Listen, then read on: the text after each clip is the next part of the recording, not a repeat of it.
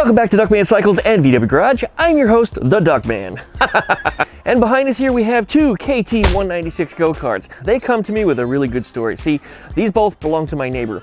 My neighbor was looking for a cheap and inexpensive gift to give to her grandson this year, and they needed a little bit of help. They were found to be abandoned behind a house next to her mom's that they didn't need them anymore. They hadn't used them in several years, and I don't think they're that old. I think they're this model go-kart, I think, has only been around for about 4 or 5 years, so they couldn't be any older than that.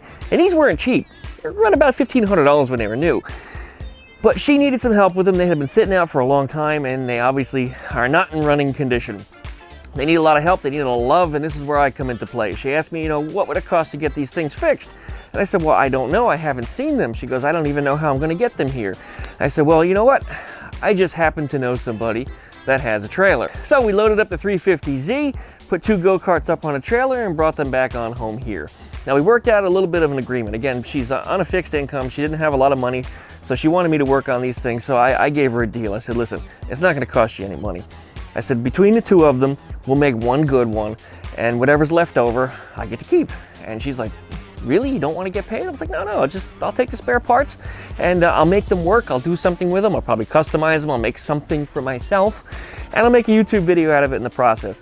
So she was overjoyed. So she was offering me gas money. She was offering me, it's just all kind, and I wanted nothing. I mean, just give me the junk that's left over. Junk means more to me than dollars, and helping somebody on Christmas that is in need really made me feel that much better on top of it. So we're going to start a small video series on trying to get this thing started here and see what it's going to take. She's already put the claim on the one that has the zebra looking wrap on the frame. That's the one she wants, so we're going to try to get that one running first and see what we can do with it. Now I've never worked on these before, but I worked on things like them. They have a very similar to a lawnmower style engine on the back. It's an upright like go-kart, it has a horizontal shaft on it. They have a centrifugal clutch, solid axle in the rear. Looks like they use some kind of motorcycle brakes. Independent suspension up front. The rear suspension, however, is one giant swing arm that the engine attaches to, so much for unsprung weight. But both of them seat 2, but it looks like they seat small individuals, dwarves maybe, children. Normal sized human beings like me, at 6'3" and 250 pounds, have a little trouble getting in and out of them. We'll make a little bit of video of that, and you get to see me squeezing into these things. And beyond that, well, we'll see if we can get these things running and see if we can make that Christmas deadline, which, as you know, is less than a week away. And by the time you're watching this, it's probably only a few days away, so hopefully I got these things going. Without any more yappity yapping, please like, comment, subscribe, plug that dingle bell so you get updates every time I upload a video. Check out duckshit.net for all my different social media links, and we'll be back right after that intro.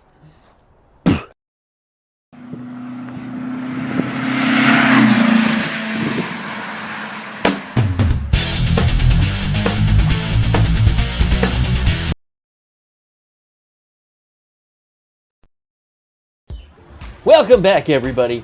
So today we're going to see if we can get one of these karts running. They're not that old, they haven't been sitting too awfully long, like the 40 or more years typical of some of the old Volkswagens that you see here on my channel. But like anything else that hasn't been run in a while, whether it be an old Volkswagen, a motorcycle, or a go-kart, you just have to make a bunch of checks before attempting to run it. So, let's start by making sure that there's some air in the tires. Next, let's go ahead and check the oil level. And this was really hard to find the location of the dipstick and the fill, because it's not the most brilliant design. I mean, what a stupid place to put it. But I was rather surprised that not only to find that the oil was at the proper level, but it also looked very, very clean. Perhaps even like it was new. I pulled off the air cleaner next to inspect, and just like the oil, I was surprised to find that it had no dirt in it. Not at all. It looked like it's new. Could it be that these karts were hardly ever run? Maybe they were just run once and then left to sit? Well, I went ahead and smelled the gas tank, and that really doesn't smell like anything good at all. There was a glint of something moving in the tank, but it wasn't enough to really say there was any substantial amount of fuel left in the tank. The fuel switch also appears to be left in the on position, but maybe this engine and tank was left run to dry. There's a possibility that the out on the gas tank wasn't at the lowest position, so maybe that little bit was just sitting in the low spot in the gas tank. But here's hoping that somebody was actually that mindful before leaving it to sit for that long. Now, most of the engines that I've found that were left to sit outside, usually the ignition is the first thing to go. But I'm uncertain if this machine even has points like some of the engines that I ran in the past. But I tested for a spark anyway, and well, we got spark. A little spray lube on the throttle allowed it to move smoothly again as it appeared to be stuck. The brakes, however, leave much to be desired. The pedal appears to be stuck. No amount of lube managed to free it up. I believe the master cylinder is seized, so we'll get back to investigating this one later.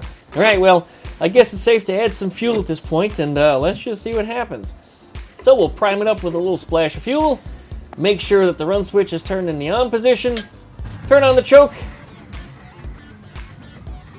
and let's give her a pull.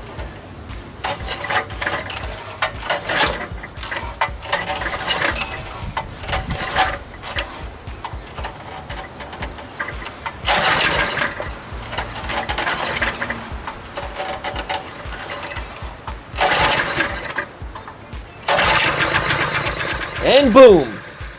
It's smoking an awful lot, but I'm sure the carb had some yuck in it, and possibly the cylinder has some oil in it if the cart was ever tipped over at any point. Now, it was tipped up when I was putting it on the trailer because it was a one-man operation. I had some elderly gentleman trying to help me. It would have been better had he have just not been there, but, you know, you put up one set of wheels on the trailer at a time, so yeah, it was crooked for a little bit. Maybe it got a little oil in there.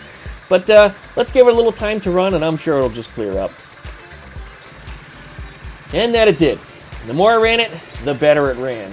Well, I'd say that we lucked out here, so this video's over. Anyone can go home now if you want to. Not really, because guess what? If it's going to be running this good, it just needs a little massage, but everything else is checking out, that maybe we should go for a test ride, even if we don't have any brakes. I'm not going to let you guys down. So, that's exactly what we did.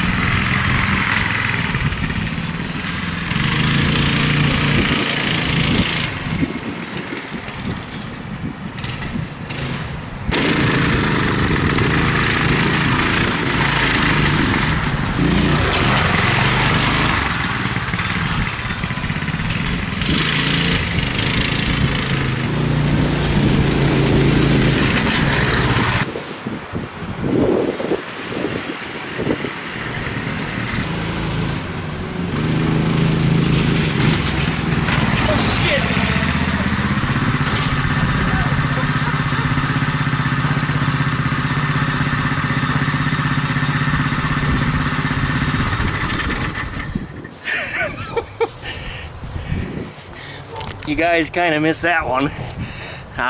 Too fast, no brakes.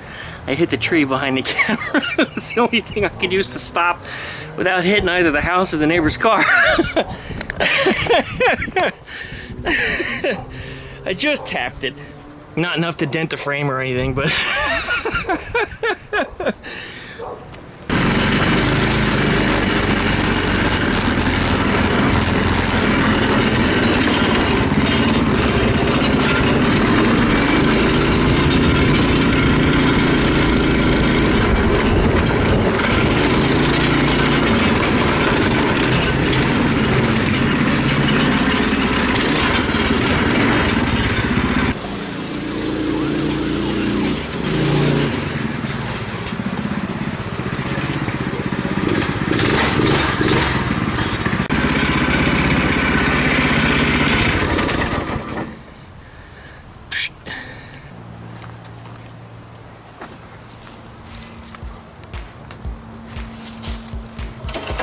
Well, I went ahead and pulled that master cylinder off. It appears that the piston was just seized to the inside of the bore.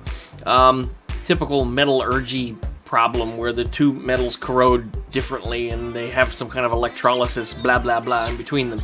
Anyway, I managed to free up the piston in my vise, but once the piston was pushed in all the way, I couldn't pull it back out. It didn't want to just return, and, you know, no amount of lube is really going to matter in there because you're not supposed to have lubricants inside of a master cylinder anyway. But I attempted to, just because, run a tap into it in the vise and try to pull it, and still the piston did not want to come up. So we're going to replace this thing. They're not too expensive, only about $20. So we'll see what comes up this week when the parts arrive, and we'll get this thing assembled.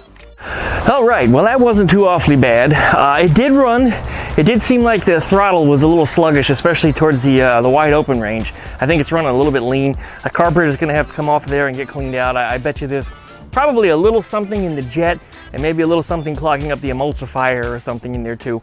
Looks like it's easy enough to take apart. There's a 10mm nut on the bottom which drops off the bowl, and I should be able to access the jet without having to take the entire carburetor off. And that's kind of nice compared to what it takes to check the oil, which is just mind blown. Anyway, the thing is pretty quick. It feels like it has a torque converter on it, and it looks like it based on the cover that's on the side there. So this thing will probably go pretty quick. I would venture to say 35 miles an hour when the thing is tuned properly, maybe even 40. I think you're only 6.5 horsepower. I think anything more than that is, you're asking for more than what the engine is capable of, but it looks like it's going to be fun. I'm going to have to fix the brakes on there. As you saw, I had to take it for a test drive anyway, even without brakes. But for whatever it's worth, there was a little bit of compression braking when you release the throttle on there, because it does have a centrifugal clutch, and until the centrifugal clutch slows down to a certain speed, it stays engaged. So it did have some amount of compression braking, which was kind of nice. And for whatever it's worth, it stopped me from dying when I got it up to speed and tried to do a little jump in my front yard there.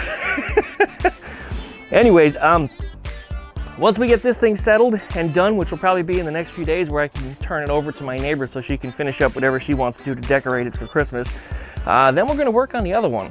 And I've got some plans for this. I'm a little bit big to be getting in and out of this thing, so I think we're going to expand it a little bit, just make it a little bit bigger than it is. And 6.5 horsepower doesn't cut it. I'd like to see 12 or more. So let's see what I can come up with to put into this. Now, I'm sure somebody out there is screaming Volkswagen engine, and that might happen as a novelty thing, but don't count on it. So everyone, thanks for watching so much. I really appreciate you. Licky, likey, comment, and subscribe. Don't forget to pluck the dingle belly so you get updates every time I upload a video. Check out duckshit.net for all of my different social media links. And I guess that's it for today. Thanks so much for watching. We'll see you next time.